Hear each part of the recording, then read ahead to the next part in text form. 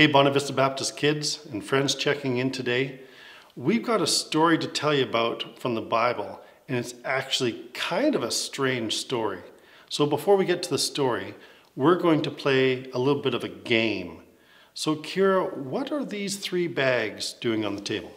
Well, each bag has a price on it, and inside are some objects. So we're going to take out the objects and see if they match the price that's on the bag. Okay, let's start with the very first bag. So this first one says $5. Wonder what could be inside. That's just Play-Doh. It is totally worth $5. No, I disagree. That's not worth $5. I could probably make that at home. But it wouldn't be very good. Okay, well, let's see what's in the next bag. Okay, so this is $10.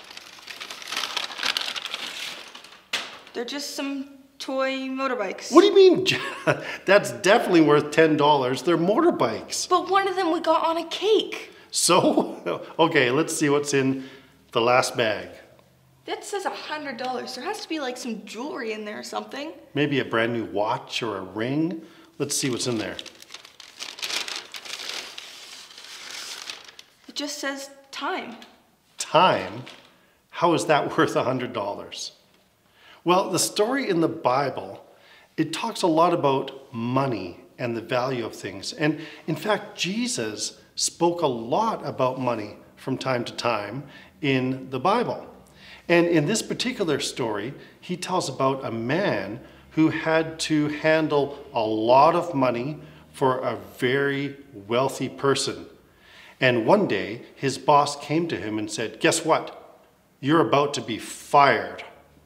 And the man, he got a little upset and he panicked a little bit and he did something that was pretty sneaky and actually quite dishonest. And he did it to make sure that when he got fired, that he would have friends to turn to when he had no more job. And so here's the weird part of the story. His boss found out what he did. And when his boss came back, instead of being angry at him, his boss said, "Good job. Wow, that was really smart." That's the weird part of the story. Well, Jesus takes that story and basically he tells us that we need to be smart with the things that we have. Even if it's just simple things that's worth $1 or $2, maybe just like our toys or something that we have, or something that's really, really valuable, that we can use the things that we have to help other people. And when we do that, we actually store treasures in heaven.